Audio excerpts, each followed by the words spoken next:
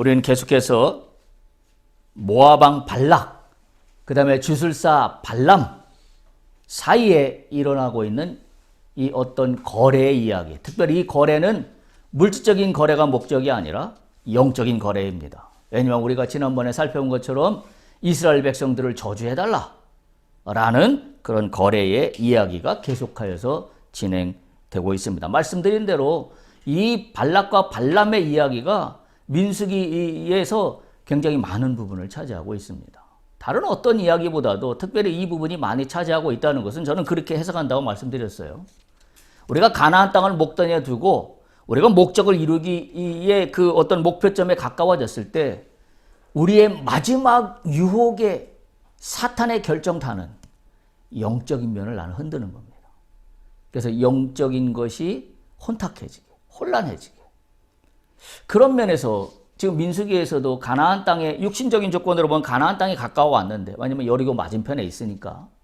그런데 그런 과정에 이 발락과 발람의 이야기가 이렇게 많은 비중을 차지하며 가나안 땅 들어가기 바로 전에 이 이야기가 진행되고 있다는 것은 우리가 무엇을 중요하게 여겨야 되는가 하는 것을 깨닫게 하는 그런 말씀들이 아닐 수 없습니다. 얼마나 다급하면 모압 왕 발락이 사신을 600km나 떨어진 곳까지 보냈겠습니까? 그는 육신의 문제의 두려움을 해결할 방법으로 지금 600km나 떨어져 있는 주술사에게 그 어떤 것을 이루어 달라고 하는 목적을 가지고 보냅니다. 우리가 좀 결론적으로 얘기하지만 우리의 믿음과 신앙으로 보면 참으로 어리석기 그지없는 일인 것을 우리는 깨닫습니다. 왜냐하면 이 모든 상황에 통치하시고 주관하시고 그것을 이루어내시는 분은 하나님이신데 그것을 깨닫지 못하고 엉뚱한 곳에 지금 대안을 찾아가고 있는 거죠. 어찌 보면 우리의 모습하고 너무나 흡사합니다. 우리도 우리에게 엄습해오는 두려움의 문제가 있어요. 해결해야 될 숙제가 있어요. 과제가 있어요. 뭔가 풀리지 않을 것 같은 또는 돌발적으로 뭔가 나를 위협하는 어떤 요인들이 발생합니다. 그때 나는 누구를 찾아가나요? 모압 왕 같지 않습니까? 모압 왕이 600km나 떨어져 있는 그 누군가를 찾아간 것처럼 나도 아마 그 누군가, 그 어떤 누구의 힘, 그 어떤 누구의 돈, 뭐 그것을 의지하려 하지 않을까요? 우선순위가 바뀌는 거죠. 그러니까 지금 이 스토리를 우리는 결론적으로 알지만 우리의 시각으로 이 스토리를 보면 지금 모압 왕이 주술사 발람에게 하는 이 거래의 이 제안이 한마디로 뭐예요? 웃기는 이야기입니다. 이 모든 것을 주관하시는 분은 하나님이신데 웃기고 있는 이야기죠. 뭐 어떡하겠다는 거예요. 뭘 소위 말해서 주술사 발람하고 이 발락 왕이 뭘 거래를 잘 해결한다고 하나님이 통치하시는 이 문제를 뒤집을 수 있나요? 없잖아요. 이게 있잖아요. 너무 당연한 얘기지만 우리가 우리의 삶의 현장으로 대입하면 하나님이 하시는 일을 아무것도 뒤집을 수 없는 것을 우리는 성경의 지식을 통해서 알고 있음에도 불구하고 나는 하나님이 통치하시는 것보다 그 다른 어떤 거에 대한 대안을 늘 끊임없이 추구하고 있다는 사실을 우리는 깨달아야 합니다. 그러니까 그렇게 뒤집어 보면 나의 믿음이 굉장히 형편없는 거죠. 하나님을 절대적으로 신뢰하지 못하고 다른 그 어떤 거에서 대안을 찾으려고 하는데 결론은 뭐예요? 그 대안을 찾는 게 하나님이 맘먹고 하시는 일을 뒤집을 수 있냐 이거예요. 그러면 우리는 뭘 중심에 둬야 되는가, 무엇을 우리가 가치를 정확히 세워야 되는가는 명확해집니다.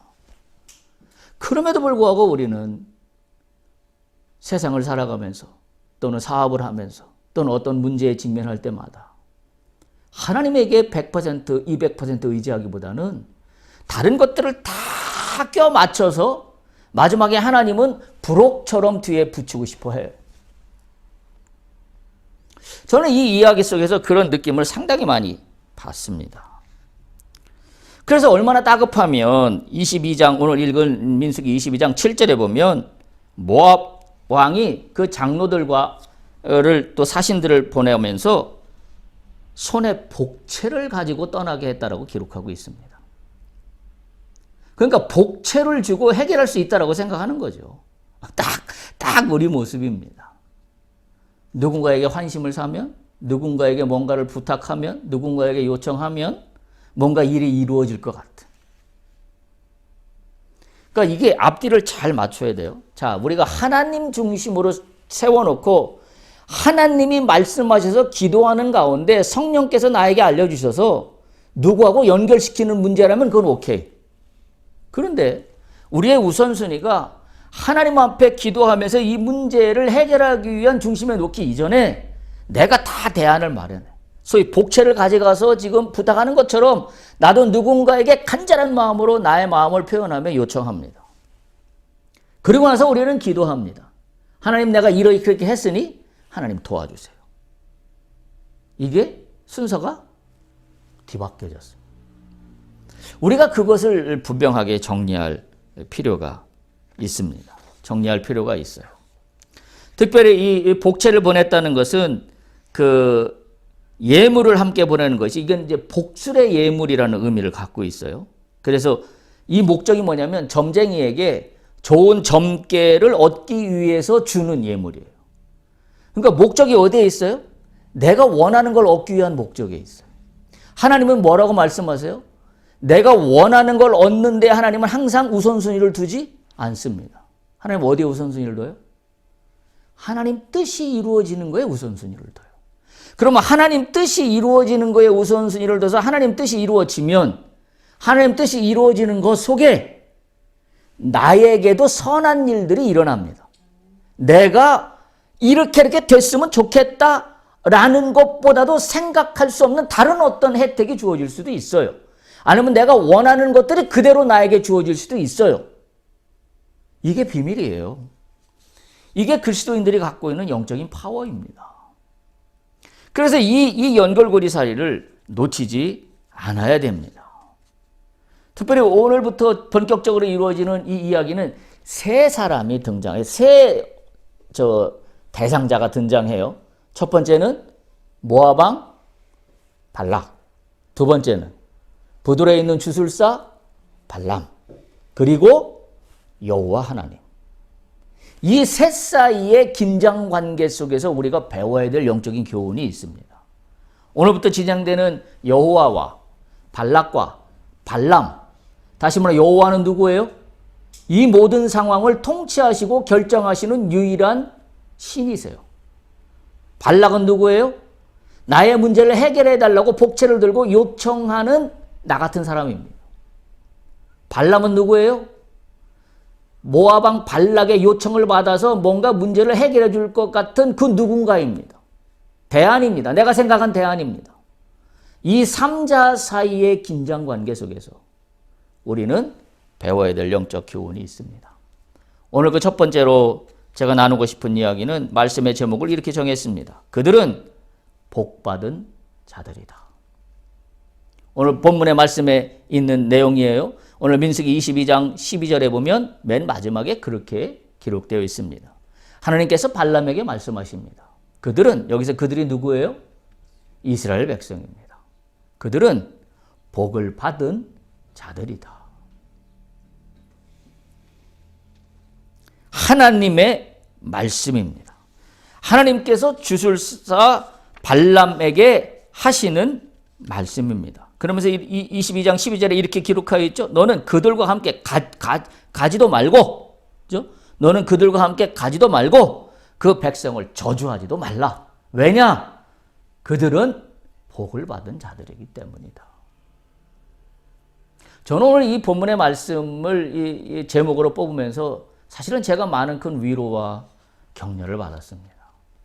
여러분 누구예요? 나는 누군가요? 나는 여호와로부터 복을 받은 사람입니다. 할렐루야. 이걸 잊지 않아야 돼요. 이걸 잊는다면 내가 누구를 자꾸 찾아가요? 발람을 찾아가요. 내 인생의 대안들을 계속 찾아갑니다. 아니, 내가 여호와께 복을 받은 사람인데 맨날 무슨 대안을 그렇게 찾아다닙니까? 오늘 여호와와 발락과 발람 3자의 긴장 관계 속에서 첫 번째, 내 입장에서 세워야 될 가장 중심의 중요한 말은 무엇이냐면 나는 복을 받은 사람이다. 할렐루야. 우리가 이것을 분명하게 가질 수 있어야 됩니다. 이 말씀 하나가 우리에게 유일한 위로요, 유일한 소망이요, 유일한 대안이 된다는 사실을 우리가 분명히 기억할 수 있습니다. 근데 생각해 보세요. 하나님 참 우리 상식으로 이해하기 어렵습니다. 왜냐하면 지금 이스라엘 백성들이 광야에서 행하고 있는 모습들을 우리는 잘 압니다. 근데 하나님은 지금 모압 왕이 발람에게 부탁하여 이스라엘 백성들을 저주하게 해달라는 그 말씀에 하나님은 단호히 하지 말라고 하시면서 이스라엘 백성들은 복받은 자들이다. 하나님 이해할 수 있어요. 그래서 우리의 상식으로 하나님을 이해하려고 그러면 안 돼요. 그래서 우리의 상식으로 그 어떤 대안들을 찾아가는 게 합리적이라고 생각하면 안 됩니다. 왜? 우리는 하나님을 다 이해할 수 없어요. 하나님의 그 높고 위대하신 뜻과 그 섭리를 우리는 다 헤아릴 수가 없어요. 그런데 우리는 내가 헤아리는 걸로 하나님을 헤아릴 수 있다는 착각과 오만으로 수많은 대안들을 찾아 나섭니다. 오늘 그것을 우리에게 알려주고 있습니다. 이스라엘 백성들이 어땠어요? 광야 있는 동안에 그들의 늘 입에 붙었다 있는 말은 딱 하나밖에 없어요. 불평과 원망. 그리고 한마디 더 있습니다. 차라리 애굽으로 돌아가는 게 낫겠다. 문제를 만날 때마다 동일하게 반복되어 강조되어 되돌이 노래하는 것처럼 날마다 나왔던 게 그 이야기. 불평과 원망. 차라리 애굽으로 돌아가는 게 낫겠다. 광야에서 차라리 죽느니 애굽으로 돌아가는 게 낫다. 그런데 하나님 뭐라고 그러세요? 저들은 복을 받은 자들이다. 참 위로가 됩니다. 내가 믿음과 신앙이 늘 주 앞에서 부끄럽기 그지없는데 그래도 하나님은 나에게 아들아 딸아 너는 내가 복 준 사람이야. 너는 복을 받은 자야. 우리가 이 사실을 잊지 않아야 해요. 이걸 잊지 않는다면 내가 선택하는 선택의 결정이 여기에 근거할 수 있어요. 근데 이것을 나의 정체성으로 나의 존재의 이유로 두지 못하니까 우리는 늘 뭐예요? 복을 얻기 위해 그 다른 무엇을 찾습니다. 사실은 복은 하나님이 나에게 허락하신 건데 라는 생각을 분명히 깨달아야 합니다. 특별히 복을 받은 사람들이라고 말씀하시는 근거는 이 복의 근원은 누구예요? 어디예요? 하나님 자신입니다. 우리가 복을 받은 근거는 하나님이에요. 그 어떤 것도 아닙니다. 그러니까 제가 하나님을 우리의 상식으로 이해하기 어렵다는 거예요. 우리가 다 하나님의 그 엄청난 그 어떤 그 세계를 나의 꼴량한 지혜와 지식과 이 경험으로 내가 판단할 수 없다는 거예요. 그래서 뭐라고 그래야 돼요, 우리는? 그냥 무조건 주님 앞에 무릎을 꿇어야 되는 거예요. 이유가 없습니다. 논리가 없습니다. 왜? 내 논리가 모든 걸 설명할 수 없는 한계를 갖고 있는 죄 많은 인간이기 때문에. 그래서 우리는 주님 앞에 무릎을 꿇을 수밖에 없어요. 내가 이해된다고 해서 무릎을 꿇고 내가 이해할 수 없는 말씀이라고 해서 내가 무릎을 꿇지 않는다면 나는 주님을 전적으로 신뢰하지 않는 겁니다. 우리가 성경의 말씀을 대할 때 하나님을 대할 때 나에게 유리하거나 나에게 불리하거나 내가 이해되는 상황이나 내가 이해되지 않는 상황이나 상관없이 always 항상 주님은 나의 전부가 되십니다. 무릎을 꿇을 때 그게 내가 복받은 사람이에요. 그게 복받은 사람이 취하는 태도입니다.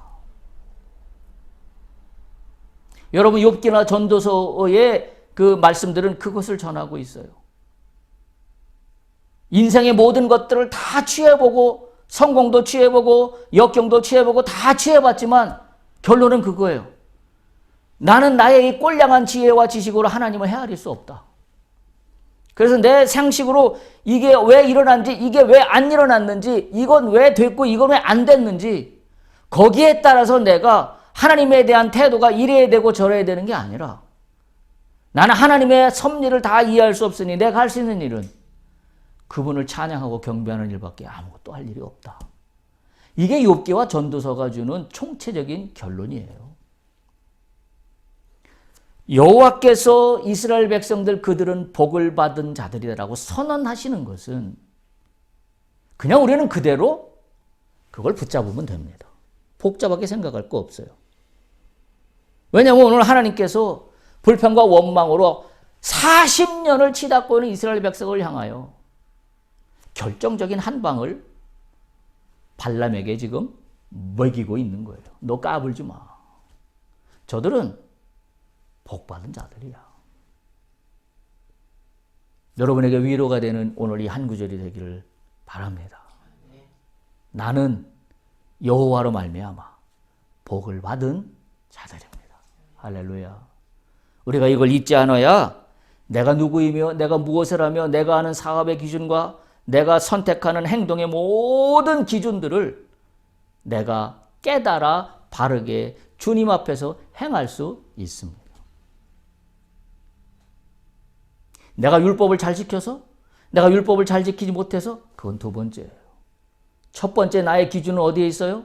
나는 복을 받은 자들이다. 할렐루야.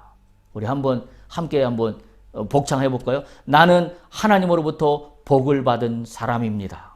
나는 하나님으로부터 복을 받은 사람입니다. 할렐루야. 이거 잊지 마세요. 이거 잊지 않아야 합니다. 잊지 않으면 우리는 하나님의 마음이 무엇인지를, 하나님이 나를 향하여 결정하신 것이 무엇인지를 우리는 알게 됩니다. 오늘 발람과 여호와 하나님과의 관계를 이야기하고 있습니다. 발람은 여호와의 예언자인가 아닌가 그건 우리는 그렇게 중요하지 않습니다. 왜냐하면 발람도 여호와 하나님과 대면하는 모습을 오늘 보여주고 있기 때문에 이가 예언자든 하나님 편의 예언자든 하나님 편의 예언자가 아니든 상관없습니다. 왜? 하나님은 때로는 악인을 통하여도 말씀하고 있기 때문입니다. 그래서 우리는 발람이 여호와의 선지자였나 아니었나 그런 성경적인 지식으로 논쟁할 시간이 없습니다. 우리는 그저 뭐예요? 하나님이 주술사 발람을 통해서도 말씀하시는구나. 우리는 그것을 인지하면 됩니다. 그게 뭐예요? 하나님은 언제 어디서나 무소불위하신 하나님께서 나에게 여러 상황을 통하여 말씀하고 계시는데 그 말씀하고 계시는 중심은 뭐예요? 내가 누구인가? 난 누구예요? 나는 복을 받은 사람입니다. 할렐루야. 하나님은 그것을 여러 상황들을 통하여 역설적으로도 말씀하시고 때로는 직설적으로도 말씀하시고 그러니까 내가 잊지만 않으면 돼요. 나는 복을 받은 사람이라는 사실을 잊지만 않으면 됩니다. 그래서 발람은 자신을 여호와의 말씀을 전하는 여호와의 예언자로 인식하고 있는 것 같아요. 그러나 그것은 그렇게 중요한 일이 아닙니다. 특별히 발람이 모압 왕의 사자들을 하룻밤 유숙하도록 하고 밤에 하나님의 뜻을 기다리는 것은 이 주술가로서 어떤 꿈이나 계시를 통해서 하나님 뜻을 어렴풋이 전달하고자 하는 그런 그 의도로 보입니다만 하나님께서는 그렇게 하지 아니하시고 꿈을 통하지 아니하시고 직접 발람에게 말씀하셨어요. 뭐라고 말씀하셨어요? 너는 그들과 함께 가지도 말고 그 백성을 저주하지도 말라. 그들은 복을 받은 자들이라. 12절에 보면 하나님이 발람에게 이르시되 라고 정확히 말씀하고 있습니다. 그러면서 9절에서 저 13절, 14절 보면 어떻게 발람이 결정하나요? 가지 않기로 결정합니다. 그리고 이유를 그렇게 됩니다. 여호와께서 내가 너희와 함께 가기를 허락하지 아니하셨다. 13절에 그렇게 발람이 이야기합니다. 발람의 순종의 모습을 우리는 엿볼 수가 있습니다. 하나님께서는 발람에게 질문을 하십니다. 여러분 우리가 하나님과의 관계에서 그걸 깨달아야 돼요. 내가 질문하면 하나님은 늘 답을 하신다라고 우리는 생각해요. 그런데 하나님은 직접 답을 하실 수도 있지만 내가 선택하여 결정하도록 거꾸로 나에게 질문하시는 경우도 굉장히 많습니다. 하나님이 나에게 질문하실 때 내가 나는 복을 받은 당신으로부터 복을 받은 자들이라는 정체성을 가지고 주님 앞에 답변할 수 있어야 해요. 그게 오늘 발람의 순종하는 모습에서 우리가 깨달아야 하는 그런 말씀입니다. 이 백성을 저주하지 말라. 그들은 복을 받은 자들이다. 결국 발람은 하나님의 명령을 따라 모압 왕의 청을 거절합니다. 어쩌면 발람은 복채를 받고 두둑하게 뭐 좀 흉내를 내면서 뭐 좀 문제를 해결해 주는 것처럼 하면서 아마 성공과 돈을 많이 벌 수도 있었을 겁니다. 그런데 발람은 여기에서 모습은 단호히 거절합니다. 그걸 포기합니다. 여호와께서 이 모든 상황을 통치하고 있다는 사실은 발람은 알고 있는 것 같아요. 그래서 여호와의 이 결정을 내가 뒤집을 수 있는 힘이 없다는 것을 발람은 깨닫는 것 같습니다. 그게 사실은 용기죠. 우리가 때를 쓴다라고 하는데 때 쓴다고 될 일이 아니잖아요. 하나님이 허락하시지 아니하는 거에 대해서 포기하는 거? 그게 믿음이에요. 하나님이 허락하지 아니하시는 것에 대해서 될 때까지 믿음으로 밀어붙입니다. 그것도 믿음일 수 있어요. 그러나 포기해야 될 때와 주여 믿습니다 하고 나갈 때를 구별할 수 있어야 돼요. 뭘로 구별해야 돼요? 내가 영적으로 깨어 있으면 됩니다. 영적으로 깨어 있지 않으면 나는 끝까지 밀고 가는 게 정답이라고 생각해요. 왜? 내 뜻을 이루기 위해서. 영적이지 않은 거죠. 육적인 조건만 보는 거죠. 육적인 조건만 해결되면 된다라고 보는 거죠. 근데 우리가 인간 세상을 살아가면서 알지만 내가 원하는 육적인 조건이 해결됐다고 그 뒤에 문제가 안 생기던가요? 문제가 생깁니다. 그래서 당장 눈앞에 뭐가 해결되는 게 우리의 프라이어리티가 아니에요. 우리의 프라이어리티는 뭐예요? 당장 문제가 해결되고 안 되는 것보다도 이 모든 상황이 지속관계 속에서 하나님의 거룩하신 뜻이 이루어지려면 영적인 선함이 나를 지배해야 돼요. 바로 그런 관계 속에서 우리가 이 상황을 판단할 수 있어야 합니다. 자, 그런데 복을 받는 사람이 귀를 기울여야 되는 문구가 오늘 이 문장 속에 나와요. 민수기 22장 9절을 한번 보세요. 뭐라고 기록하고 있냐면 하나님이 발람에게 임하여 말씀하시되 그 다음입니다. 너와 함께 있는 이 사람들이 누구냐? 우리 이 이야기를 들어야 됩니다. 너와 함께 있는 이 사람들이 누구냐? 지금 하나님은 영적인 관계로 말씀하고 있는 거예요. 우리가 사업을 도움하면서 많은 파트너들을 만납니다. 우리는 누군가와 무슨 일을 추구하면서 많은 파트너들을 만납니다. 그들이 우리에게 여러 가지 솔깃한 제안들을 합니다. 그것을 쫓아갑니다. 그리고 그것의 선택의 기준이 전부 다 합니다. 그때마다 이 구절을 떠올릴 수 있길 바랍니다. 하나님이 오늘 나에게 말씀하십니다. 너와 함께 있는 이 사람들이 누구냐? 이 이야기를 들을 수 있어야 됩니다. 아들아, 딸아, 네가 지금 이 일을 도모하려고 그러는데 너와 함께 일을 도모하고자 하는 사람이 있는데 너와 함께 있는 이 사람이 누구냐? 뭘 물어보시는 거예요? 영적인 관계를 물어보는 겁니다. 하나님의 뜻을 이루기 위해서 하나님이 보내신 사람이라면 오케이. 그러나 나의 욕심이 잉태하여 내 욕심을 이루기 위한 그 누군가의 파트너십이라면 그것은 우리가 용기 있게 결단을 내릴 수 있어야 합니다. 복 있는 사람이 가져가야 될 첫 번째 관심사는 너와 함께 있는 이 사람들이 누구냐? 우리가 그것을 바라볼 수 있어야 합니다. 지금 이 9절에서 13절까지 보면 세 가지 중요한 키워드가 나열돼요. 저는 그렇게 보았어요. 제일 첫 번째는 지금 말씀드린 9절이에요. 너와 함께 있는 이 사람들, 다시 말하면 모압 장로들이죠. 모압 왕이 보낸 사신들이죠. 너와 함께 있는 이 사람들이 누구냐? 자, 거기에다 밑줄 쳐놓으세요. 9절에다가. 자, 그 다음에 12절. 그들은 복을 받은 자들이다. 그들이 누구라고요? 이스라엘 백성이에요. 거기에다 밑줄 쳐놓으세요. 그들은 복을 받은 자들이다. 그리고 13절. 여호와께서 함께 그들과 가기를 허락하지 아니하셨다. 내가 너희와 함께 가기를 허락하지 아니하시느니라. 거기에다 밑줄을 치세요.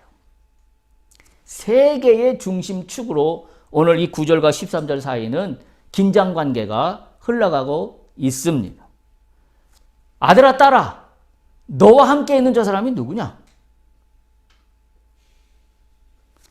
그들은 복을 받은 자들이니 저주하지 말라. 여호와께서 허락하지 아니하셨다. 이 세 개의 연결고리를 잘 이해할 수 있길 바랍니다. 말씀드린 대로 이것은 뭘 관점이냐면 영적 전쟁의 서막이 지금 이루어지고 있음을 우리가 깨달을 수 있어야 합니다. 우리가 분명히 깨달아야 되는 것이 하나님이 발람에게 하시는 이 말씀을 깨워 들을 수 있어야 합니다. 너와 함께 있는 자가 누구냐? 아들아 딸아, 너와 함께 있는 자가 누구냐?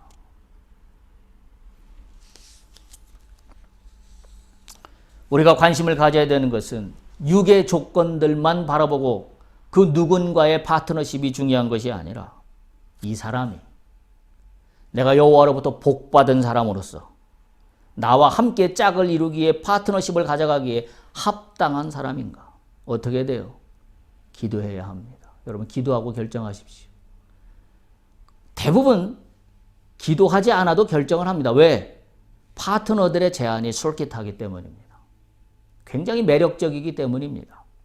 그리고 내가 찾던 대안의 하나라고 여길 수 있기 때문입니다. 기도하고 하시기 바랍니다. 왜? 나는 여호와로부터 복을 받은 사람이기 때문입니다. 여호와로부터 복을 받은 사람이 육의 대안들만 쫓아가서 선택할 수 없기 때문입니다.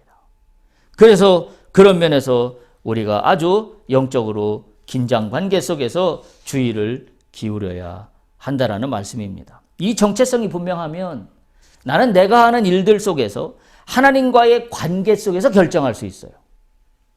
근데 내 이 정체성이 분명하지 않으면 내가 일들 속에서 결정하는 것들이 하나님과의 관계 속에서 결정하는 게 아니라 나의 욕심과 나의 대안에서만 결정합니다. 그것을 잘 깨달을 수 있어야 합니다. 왜냐하면 대부분 누구나 사람들의 나에게 해주는 솔깃한 말에 내가 마음을 빼앗기는 게 우리의 정상적인 모습이기 때문입니다. 적어도 오늘 본문에서 발람은 이런 면에서 첫 번째 단추를 잘 끼우고 있습니다. 자, 그래서 오늘 본문은 여호와 하나님과 발람 그리고 그에게 복채를 주며 현혹하는 모압의 사신들의 관계가 펼쳐지고 있는 그와 같은 내용입니다. 모압 사절단들은 복채를 동반하여서 제안합니다. 그러나 발람은 거절합니다. 이런 면에서 이 사람은 적어도 하나님의 뜻을 헤아리려는 분명한 영적 분별력을 갖고 있는 사람으로 보입니다. 왜냐하면 하나님이 하지 말라는 거에 허락하지 아니했다고 순종하고 있기 때문입니다. 모압 사신들의 제안을 거절합니다. 발람은 자신이 복받은 사람이기 이전에 자신이 저주하려고 하는 대상이 하나님으로부터 복받은 사람이라는 것을 인정하고 있습니다. 참 대단한 거예요. 저는 그런 면에서 발람이 지금까지 모습이 굉장히 대단합니다. 하나님을 인정하고 있기 때문이에요. 우리도 마찬가지로 우리가 행하는 일들 속에 우리의 정체성을 바로 세울 수 있어야 합니다. 그 정체성은 무엇이냐면 나는 복받은 사람이다. 나는 복받은 사람이다. 따라서 이 복받은 나의 정체성이 분명하면 내가 사업에서 대안을 찾는 거나 내가 파트너와의 어떤 관계를 형성하는 거나 내가 그 무엇을 도모하는 거나 중심에 뭐가 있을까요? 하나님과의 관계가 있어요. 그러니까 내가 복을 받은 사람이라는 것이 명확하면 그것을 내가 인지하고 그것을 믿으면 나의 주변에 맺어지는 모든 관계 속의 중심에는 하나님과 나와의 관계가 우선이고 그걸 바탕으로 파트너도 만나고 그걸 바탕으로 일도 도모하고 그걸 파트너로 내 사업의 꿈도 꾸고 그걸 파트너로 내 사업의 영역들도 결정하게 된다는 사실이에요. 마무리합니다. 잊지 마십시오. 나는 누구인가? 이 정체성이 오늘 우리를 이끌고 나가 분명하고도 명확하게 우리를 하나님의 뜻 가운데 선하게 세우실 걸로 믿습니다. 그런 은혜가 우리 가운데 있기를 간절히 소망합니다. 이 다음 이야기는 다음 주에도 이어서 함께 나누도록 그렇게 하겠습니다. 여러분에게 하나님의 복받은 사람으로서의 정체성이 여러분의 사업과 인생과 모든 것을 끌고 가는 영적인 힘이라는 사실을 잊지 마시고 늘 깨어 주 앞에 나갈 수 있기를 간절히 축복합니다. 할렐루야.